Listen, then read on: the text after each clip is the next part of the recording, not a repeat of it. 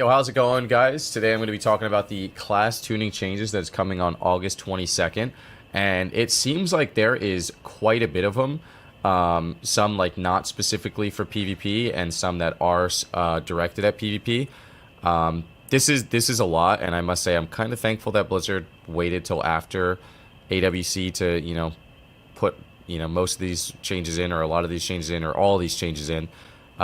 Just because, if they did all this like a week or, whatever, like before AWC, it definitely would have got a little weird. So I think that's kind of why they were holding back a little bit. But let's go ahead and go over them here. I don't really care about tanks in PvP. I generally don't think they're super useful at the moment, so this is kind of irrelevant. This is an interesting one for Demon Hunter. I kind of feel like, from my point of view on Demon Hunter, like just kicking I-Beam in general is a little silly. But at least now when you get kicked on I-Beam, you're not like locked out of using your abilities. But I kind of feel like we're at the point right now where like I-Beam shouldn't even be kickable. But that's just me. Some Fire Mage nerfs, it looks like. This is just like AoE stuff, it looks like. So I don't really think that is super relevant to PvP.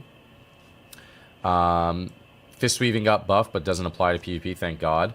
And Yu'lon's Grace got buffed. And which is weird because unless there's a PvP specific change re-nerfing Yu'lon's Grace actually just was nerfed in PvP by 50%, and this is like immediately rebuffing it by 50%.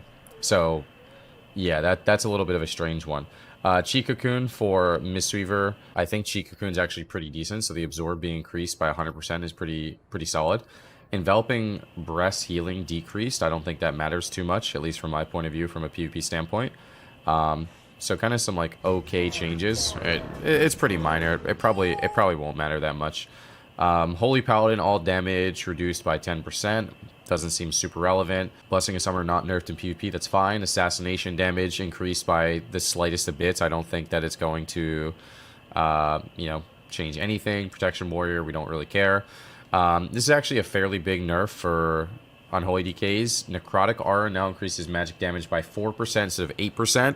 I think this was almost like a mandatory talent, when we played Aug Prez, like me and Trill just doing 8% more damage the entire game, as well as him. It is definitely a really crazy talent in general, because all their damage is basically magic, so it's like a flat 8% increase from them. And if you're getting like 8% from an honor talent, that is just absolutely wild. Like that's really good. So a pretty significant nerf to Unholy DKs. And then some more like, I don't know, some more changes to Frost. I read about these earlier, but I'll talk about them. I still don't know if this is going to put Frost where it should be at, or where people want it to be at. I could be wrong. From what I understand, I could be wrong about this. Dead of Winter is the stun on Remorseless, but it increased the cooldown, so it like made it really awkward to use. But now it's only going to increase the cooldown by 10 seconds instead of 25. So Frost DKs might actually be able to reliably get stuns more frequently, which actually could be pretty significant to the class.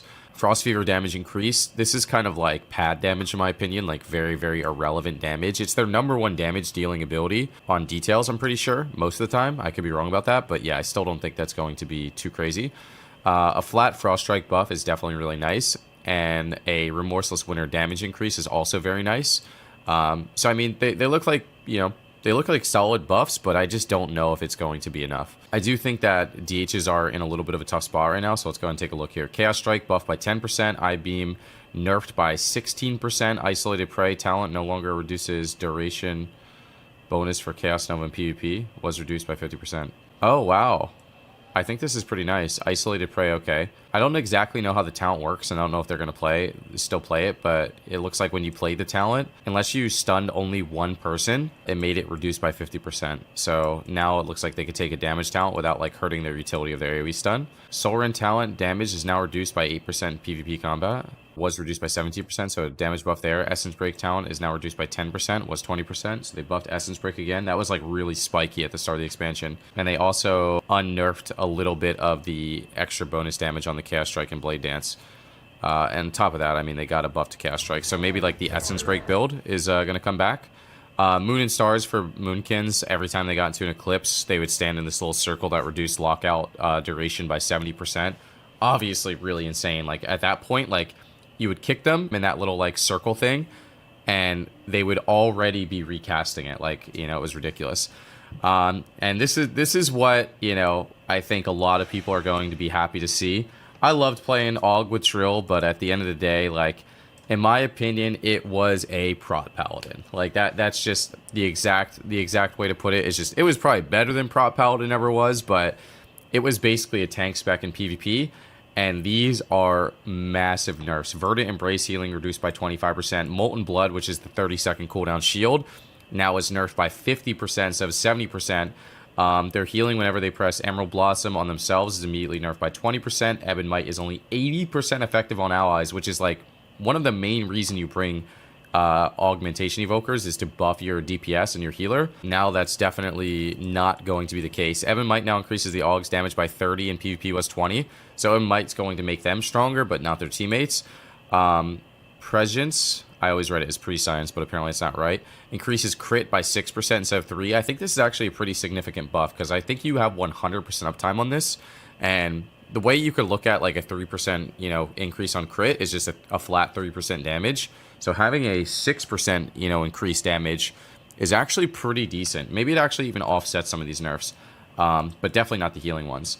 So yeah, augmentations maybe will be similarly as lethal as they have been in the past in terms of like what the team can do offensively, but it just won't be as powerful defensively, which I think is like the main complaint out of most people anyway. Explosive shot damage increased by 20% in PvP. I feel like explosive shot like hit for a decent number. I'm not going to say it was overpowered or anything. So a buff to that is definitely pretty nice. While BM kill shot got like a 20% buff. Instead of being decreased by 9, it's going to be increased by 10. And Marksman also got some pretty decent buffs. Master Marksman talent effectiveness in PvP is increased from 7 to 15, or from 715 to 12 to 25, and rapid fire just a flat healing, or sorry, flat damage increase. Dampen harm, they randomly have nerfed dampen harm again, which seems really crazy because they just buffed it what feels like this patch. And I feel like no one is really complaining that monks are too powerful. Oh, you know what? Oh, wait, no, this is a specific PvP change. This is weird. Yeah, I'm not 100% sure. I think this change will be kind of irrelevant. Definitely some love to Disc Priest here. Powered Shield no longer reduced by 15%. That's their #1 heal. So obviously very good. Aegis of Wrath increased Powered Shield by 20% was 30. And Decays by 2% was 3%. Wait, is this a nerf? I feel like this is a really weird change. Aegis of Wrath was too impactful in PvP due to its ability to deal with burst damage, so reducing Discipline's reliance on the talent and baking in someone's power to Power Shield baseline. This should encourage more diversity and give Discipline a small bump in PvP. I feel like this is like awful. Like basically, yo, this talent is super important in PvP, so we're going to nerf the talent and then try to compensate it with a buff, which is like a net even, and then they want you to take a, essentially they're going for a net even, and they want you to take a different talent, but it's like Disc Priest is probably considered one of the worst healers in PvP right now, so I feel like to say like we're like to reduce any of its power just seems like absolutely ridiculous. I don't know. This makes no sense. I'm gonna skip over Ellie for just a moment because I think that it's going to take me a while to kind of like understand this, because some people will think it's like heavy nerf, so I want to read it like a little bit more thoroughly. So let's just get through this. So this is actually kind of crazy, and I will say that in like low rated PvP combat, Enhancement Shamans could absolutely one shot with like on use Ascendants and Shuffles, but from a high end PvP standpoint, you queue into one Enhancement Shaman.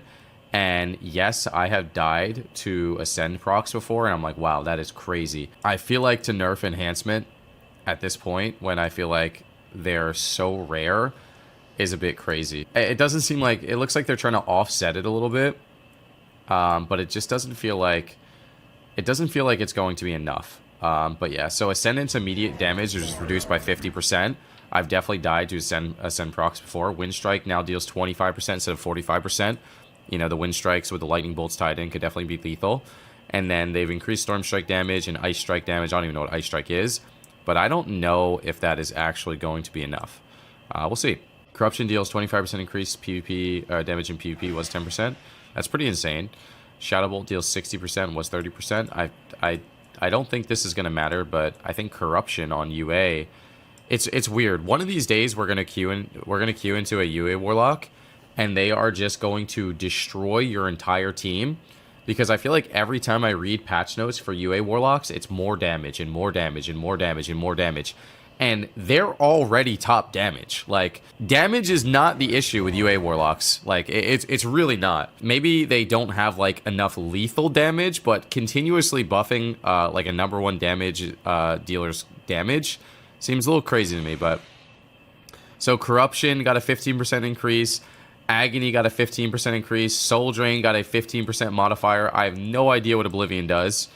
They buffed Demon Bolt. They buffed Dreadbite damage. Chaos Bolt damage is increased. I mean, honestly, these are some pretty, like, big buffs to Warlocks all around. They randomly nerfed Warrior Avatar. Bladestar damage is increased. Mortal Strike damage is increased. Warbreak and Colossus Smash increased damage taken on the target by 20 was 30. So they try to increase their, I guess, base damage, but hurt their cooldowns. Onslaught damage is increased. I feel like Onslaught already owns. Am I crazy? And Execute for Fury is also increased. Yeah, I'm trying to think. So Warbreaker, I feel like it's pretty often, like a 30-second CD. I guess overall, this should be better for Mortal Strike. So, like, if you had Avatar and Coal Smash up, that would have been a 50% increase. And now it will be a 35% increase, but it's the same because Mortal Strike is buffed. I guess all the other damage, I'm looking at it from just a Mortal Strike standpoint. So overall, it's definitely going to hurt their burst windows, but I also feel like Bladestorm doesn't hit very hard. All right, let's go over Ellie. When I read this first line, I was like, wow, Ellie's going to be insane, but apparently it's not looking good for Ellie. But Lava Burst damage increased by 12, Lightning Bolt damage increased by 45, Volcanic Surge increased the damage of Lightning Bolt and Chain Lightning by 35. I honestly don't even know what that is. Skybreaker's Fiery Demise now increases the critical strike chance of Flame Shock by 25% instead of 50%. So this is like, you could almost essentially look at this as like a flat, like 25% nerf to Flame Shock damage. If you like essentially want to say critical strike rating is worth 1%, like 1% crit is 1% damage. So like roughly about 25% nerf there. Oh my gosh, and this is also an insane nerf as well. Fire Elemental now causes Flame Shock to deal 15% damage to 15% faster in PvP combat was 33%. Yeah, those are two really, really big nerfs for Elemental. So your Flame Shocks are dealing about 25% less damage, it seems like, while also ticking almost 20% slower, which means you're going to have less procs if they're not ticking as frequently, which means that this 12% Lava Burst damage might be completely offset by the fact that you're not even able to Lava Burst as often. Yeah, that seems really rough for Ellie, and I feel like Ellie is like not even really in that crazy of a spot right now, so yeah, I'm not sure. The Ellie nerfs seem a little out of place. But yeah, I don't know. Excited to give it a try and see, you know, where everything's at. I do wonder if Frost could be decent. I don't know if that's going to be enough. But yeah, some interesting stuff for sure. We'll have to see how it plays out on Tuesday. I hope you guys enjoyed watching, and thank you, and good luck.